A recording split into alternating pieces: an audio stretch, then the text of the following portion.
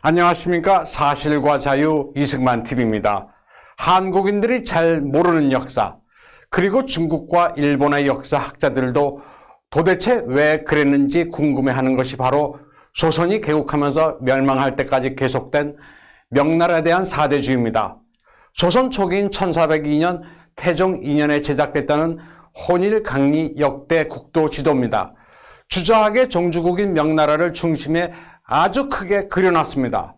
그리고 소중화인 조선도 제법 큽니다. 반면에 왜라고 우리가 낮춰본 일본은 조선 아래 아주 왜소하게 표현했습니다. 조선시대는 언어 사용도 명나라를 숭배했습니다. 대명천지라는 말 잘 아실 겁니다. 백주대낮이란 의미로 착각해 우리가 부지불식간에 자주 쓰는 단어죠. 하지만 이 말은 쉽게 얘기하면 조선은 명나라의 천지란 뜻입니다. 대명천지는 대명천지 숭정 1월 8자 표현의 줄임말입니다. 숭정은 명나라가 망하자 베이징 자금성 북문 밖 경산의 회나무에 목을 매 자살한 명나라의 황제입니다. 1월은 해와 달, 합치면 명이라는 또다시 명이라는 글자가 됩니다. 조선은 대명의 천지고 명나라는 망했지만 숭정제의 해와 달은 조선을 비춘다는 아주 사대주의에 찌든 표현이 바로 대명천지입니다. 조선의 사대주의는 1392년 이성계가 왕조를 개국하면서부터 시작됩니다. 이성계가 나라 이름 후보로 조선과 환영 두 글자를 명나라에 제출했는데 이 가운데 조선이란 국명을 명나라가 선택해 준 것입니다. 조선은 명나라가 국호를 정해줬다고 해서 줄곧 이를 대조지은이라고 했습니다. 그리고 임진왜란 때 군대를 파견해 왕조의 생명을 다시 한번 구해줬다고 해서 이를 제조지은이라고 불렀습니다. 명나라의 핵심 사상은 주저학이었지만 왕 양명이 창시한 양명심학도 나름 번창했습니다. 조선의 양명학이 전해지자 주저학만을 고집했던 조선의 사대부들은 자신들이 정통을 지키고 있다면서 명나라의 심리적인 우월감을 가지면서도 특이하게도 사대주의는 버리지 못했습니다. 1619년 누르하치는 명나라 만력제의 대군을 지금의 랴오닝성 푸승 근처인 샤르흐에서 크게 격파하고 이후 두 차례에 걸쳐 조선을 침공합니다. 조선은 이때 삼전도의 굴욕을 당하게 됩니다.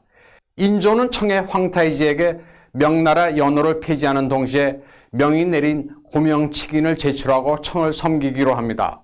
이후 인조는 명나라가 별 문제를 제기하지 않는데도 명에 대해 사죄하고 궁궐에서 명의 황제가 있는 서쪽을 향해 울고 절을 했습니다. 고도의 유교 문명국가로 소중화를 자처하던 조선이 수렵이나 하던 만주족에 굴복하자 조선의 왕이나 사대부의 권위는 땅에 떨어집니다. 동시에 청나라의 요구가 조선에 부담이 되면서 반청사조도 생기게 됩니다. 이때부터 청나라를 호로라고 해서 호로 자식이란 욕도 유래됩니다. 청나라의 황제는 호황, 청나라의 사신은 호로의 사신이라고 해서 로사라고 했습니다. 멸시하면서 조공을 바치는 아주 아이러니한 상황이 됩니다. 조선은 외교 문서에는 인조가 황태제에게 약조한 것처럼 청나라의 연호를 사용했지만 국내용 문서에서는 명나라 숭정의 연호를 사용했으며 특히 조선의 사대부들은 조선이 망할 때까지 200년 동안 이를 고집했습니다. 명청이 교체되면서 명나라의 유민이 조선으로 유입되는 일도 있었습니다. 때로는 그들을 숨겨줬지만 청나라의 압력에 송환하기도 했습니다. 가장 어처구니 없던 사례는 1667년에 있었습니다. 명나라에 충성했던 정성공이 반청운동을 할 때 존재했던 남명의 복건성 상인 이민관 등 95명이 일본으로 가려다 표류해 제주도에 도착한 일이 있었습니다. 당시 제주도의 관리들은 이들이 명나라 복장을 하고 있는 것을 보고는 황통이 살아있다, 부모의 목소리를 듣는 것 같다고까지 합니다. 하지만 조선 왕실은 청나라의 관계를 감안한다면서 이들을 모두 청나라에 송환했고 나중에 참수당합니다. 그러면서도 반청사조와 명예에 대한 사대주의는 계속됩니다. 숙종은 임진왜란 때 조선에 파병한 명예 신종을 모시는 제사를 지내야 한다면서 대보단을 지어야 한다고 말합니다.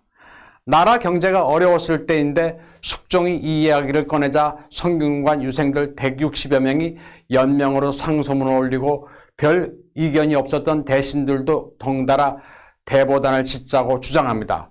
결국 숙종의 명으로 명나라가 망한 지 한갑자 60년이 되던 해인 1704년 대보단이 지어집니다. 제사의식은 명나라식에 따랐습니다. 제기는 대명집리에, 신주와 황색 장막으로 둘러친 제단은 대명회전을 따랐습니다. 효종 때 북볼 의지가 숙종 때 와서는 제사를 통한 자기 만족으로 변질된 것입니다. 숙종 때 신종을 기리는 것도 모자라 영조 때는 제사 대상을 명태조와 마지막 황제인 숭정제까지 확대합니다. 명태조 주원장의 신유를 서쪽에, 만력제를 가운데, 숭정제를 동쪽에 배치합니다. 매년 한 차례 제사를 지내는데 이는 1905년 을사조약 이후인 1908년까지 지속됩니다. 명나라에 대한 사대를 논하는 데 빠질 수 없는 사적은 충청도 화양리의 만동묘입니다. 만력제와 숭정제의 제사를 지내는 곳입니다. 만동은 만정을 필동의 준말입니다. 황하가 만번 굽어도 강물은 동쪽으로 흐른다. 즉 명나라에 대한 충절은 변함없다는 의미입니다. 명나라에 가장 충성하는 파벌은 송시열에서 이항로로 이어진 화서학파였습니다. 조선 말기 서구 세력에 몰려오자 이항로는 반청에다 반양의 이념을 더해 이양일체론을 주장합니다. 이항로의 화서학파는 위정척사운동을 벌였던 최익형과 함께 일제침략과 단발령의 저항에 의병을 일으켰던 유인석이 계승합니다. 유인석은 의병운동에 실패하고 서간도 지역인 지린성 통화로 건너가게 되는데 이후 고종이 대한제국을 선포하고 황제를 칭하자 이에 반대하기도 합니다. 명황제에 대한 대보단의 제사가 공식적으로 금지된 것은 1908년 순종의 칙령에 의해서였습니다.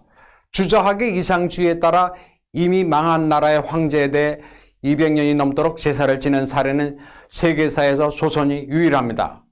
사실 임진왜란, 병자 호란처럼 전쟁 명칭에 외 또는 호를 넣은 것 역시 4대 교린이란 조선 특유의 국제 질서관에서 비롯된 것입니다.